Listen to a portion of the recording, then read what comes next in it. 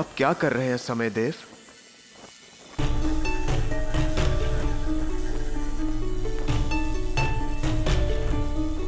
क्षमा करें प्रभु, किंतु स्वयं पर विराम लगाना मेरी विवशता है। ये मैं कभी नहीं होने दे सकता।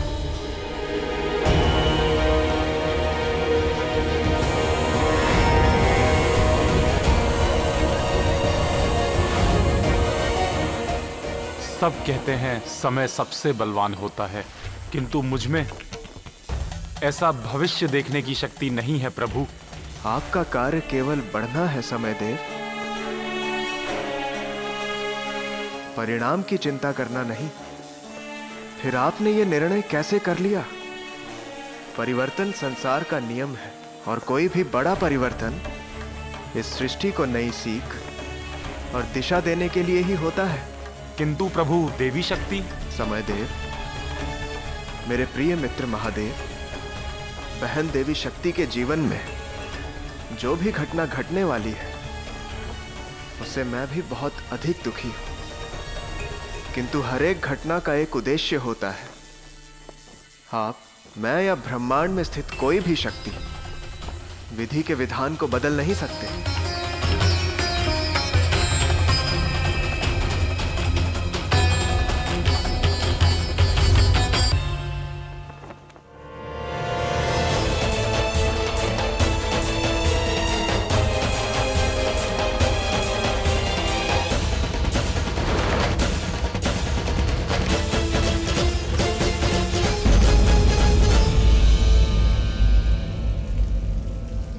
प्रिय,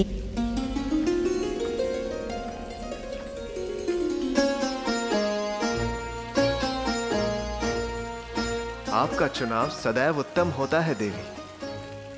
आप देखिएगा, आज प्रजापति दक्ष की ज्ञान सभा में सबसे आकर्षक आप ही लगेंगे।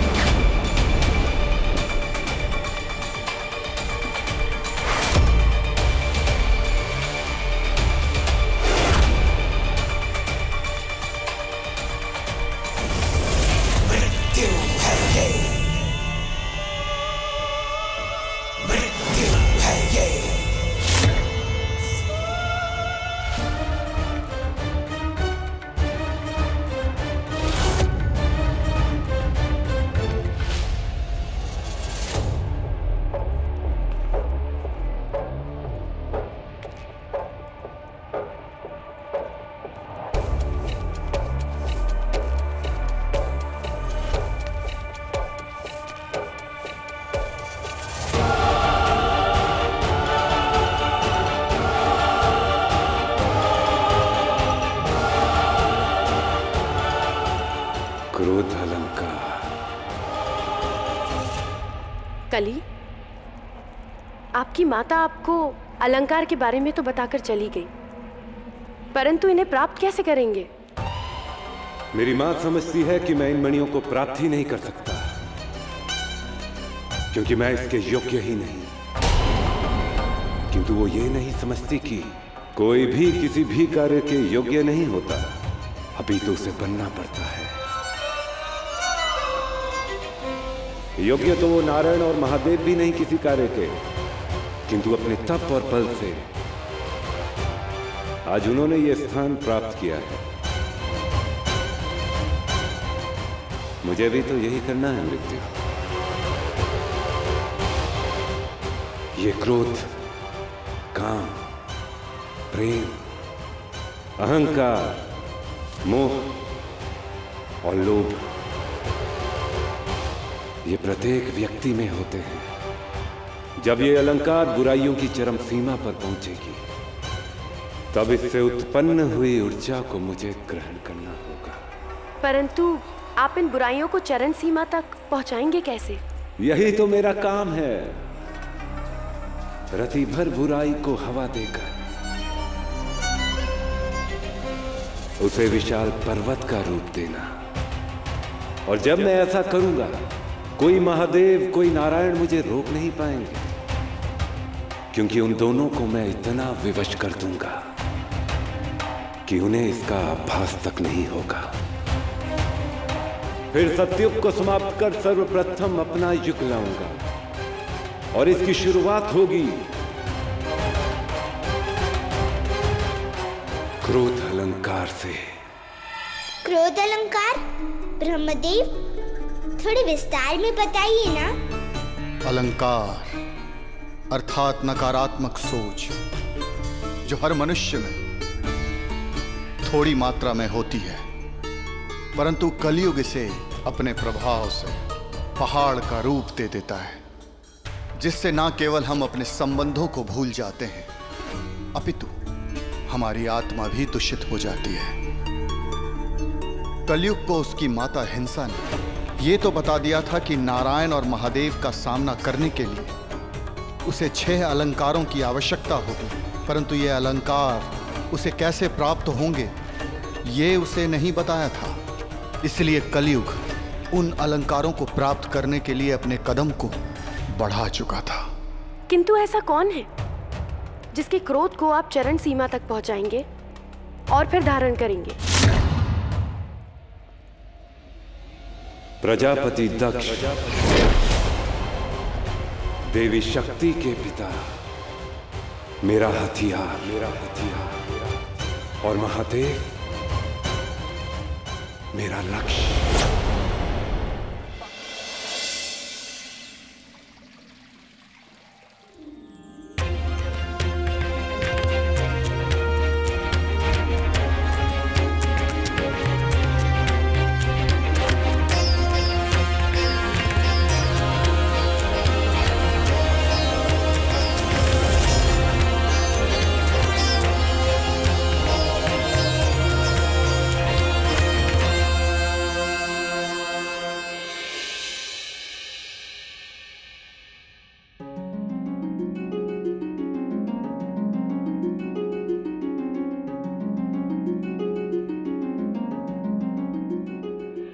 उत्तम,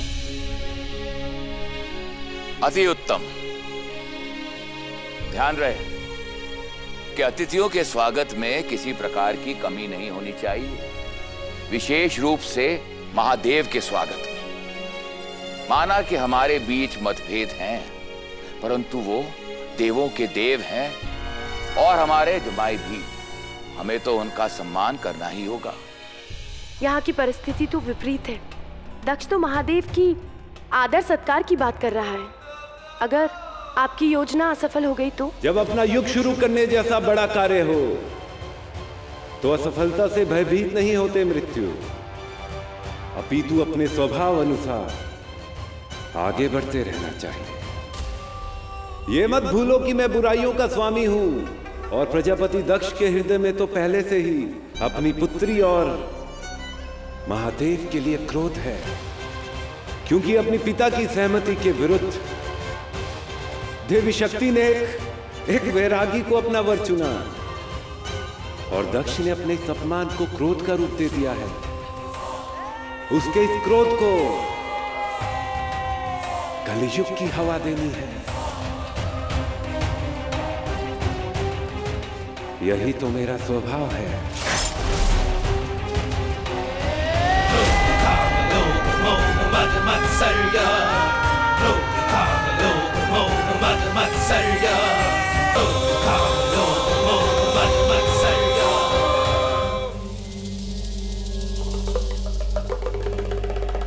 सैनिकों,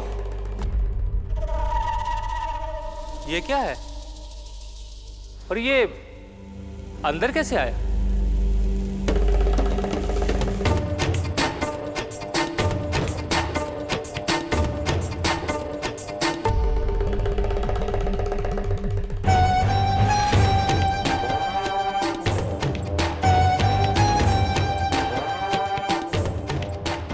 ये बेलपत्र है महामंत्री, संभवतः महादेव के आने का संकेत है।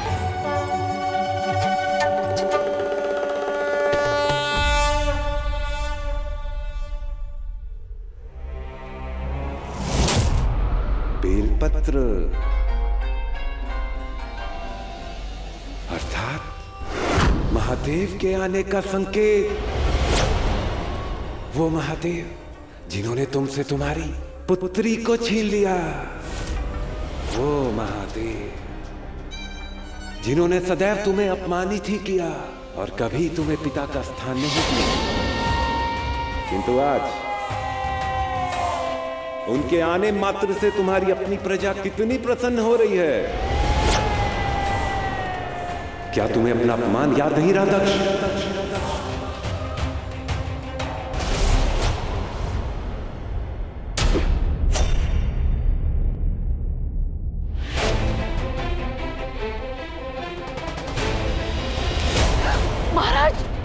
केवल बेलपात्र नहीं, ऐसी हर कोई वस्तु जिससे हमें महादेव का संकेत मिले, मेरी दृष्टि से दूर रखो।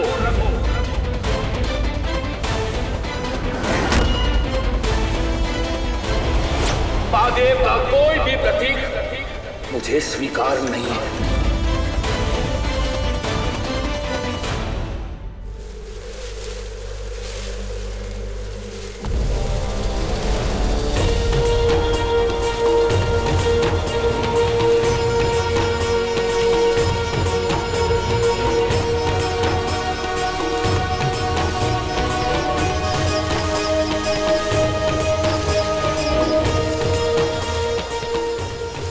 अति उत्तम, अति उत्तम। समाप्त कर दो इन्हें, नष्ट कर दो उस प्रत्येक वस्तु को जो तुम्हें महादेव का स्मरण करवाती हो। तुम प्रजापति हो और तुम्हें कोई भी निर्णय लेने का अधिकार है। प्रजापति हो और तुम्हें कोई भी निर्णय लेने का अधिकार है।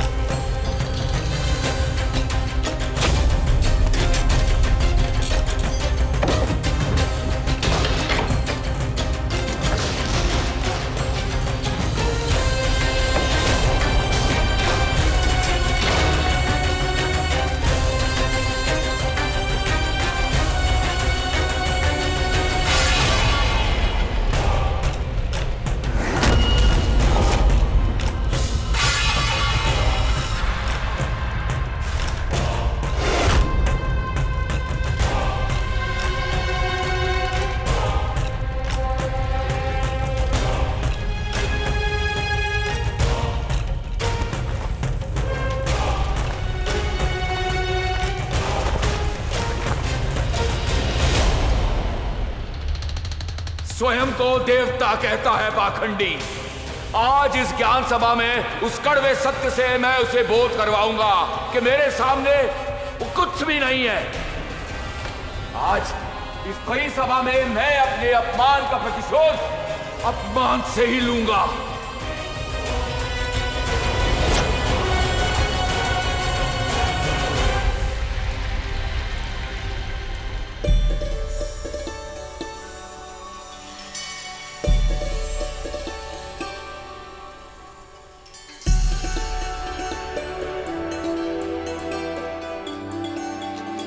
मित्र, देवी सती कहीं दिखाई नहीं दे रही। बहुत समय पश्चात अपने मायके आई है। जब भी मैं इस महल को, इस कक्ष को देखती हूँ तो एक विचार मुझे दुखी कर जाता है कि कैसे इन महलों की सुख सुविधाएं त्याग कर तुम उस कैलाश पर रहती हो, जिसे हमने कष्ट की परछाई से दूर रखा, जिसे अपने जीवन में कभी किसी वस्तु की कमी नहीं होने दी। वो आज अपना जीवन केवल कमियों के साथ व्यतीत कर रही है। एक माँ के लिए ये दिन किसी मृत्यु से कम नहीं है। कमी? वो भी महादेव के संग माँ, जिनके मस्तक पर अर्धचंद्रमा विराजमान होने के बाद ही स्वयं को पूर्ण समझता है, जो अपने भक्तों को किसी वस्तु की कमी नहीं होने देते हैं। उन महादेव की अर्धांगिनी को सुख की कमी हो सकती है क्या माँ? हमें तो उनके साथ हमारे भाग्य से भी कहीं अधिक प्राप्त हुआ है। हाँ, यदि कमी है तो पिता के स्नेह की। परंतु आज जब उन्होंने हमें स्वयं यहाँ आमंत्रित किया है तो हमें पूर्ण विश्वास है उनके और महादेव के मध्य जो भी मतभेद है वो आज सदा के लिए दूर हो जाएंगे। माँ, हमारा अनुमान सही है ना? आज ऐसा ही होगा ना? स्वयं को देवता कहता है पाखंडी। आज इस ज्ञान सभा में उस कड़वे सत्य से मैं उसे बोध करवाऊंगा कि मेरे सामने वो कुछ भी नहीं है। इस बड़ी सभा में मैं अपने अपमान का प्रतिशोध अपमान से ही लूंगा। माँ,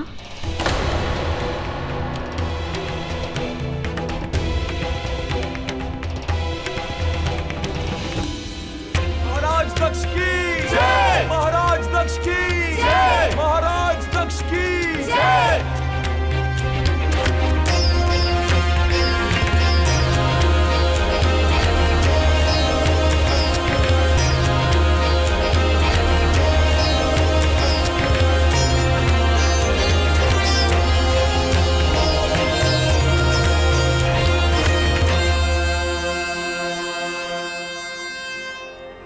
यशस्वी भव।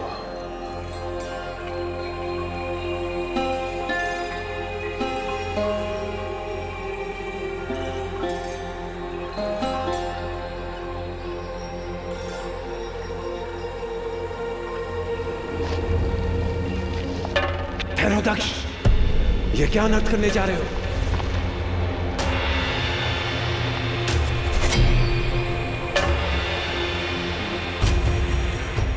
तुम महादेव के ससुर हो।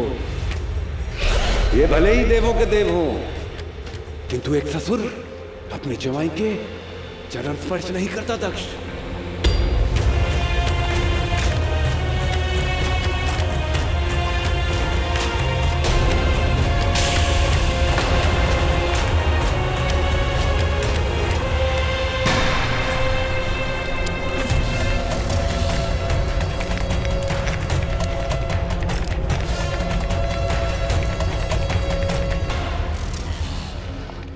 ये क्या दुर्व्यवहार है दक्ष? देवों के देव महादेव का अपमान त्रिदेवों का अपमान है। ये क्या कर रहे हो तुम?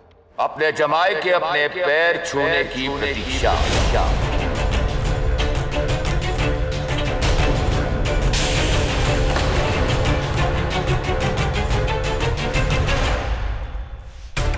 ये आप क्या बोल रहे हैं प्रजापति? महादेव अब आपके पैर छुएंगे? तो क्या एक ससुर अपने जवाई के पांव छुएगा?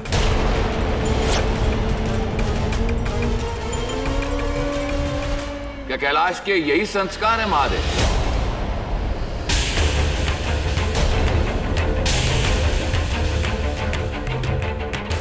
यदि ये सत्य है तो ऐसे कुसंस्कारी से मुझे अपनी पुत्री का ब्याह नहीं होने देना चाहिए था।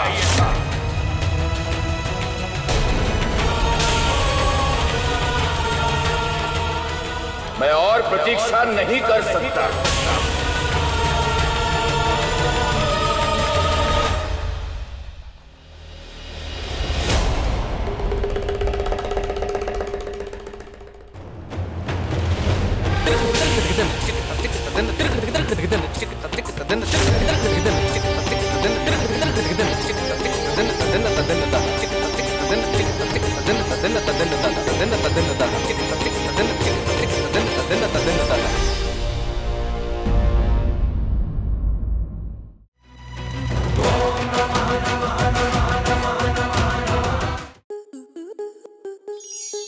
स्टार प्लस के ऐसे ही और बेहतरीन लम्हे देखने के लिए सब्सक्राइब करें हमारे YouTube चैनल को।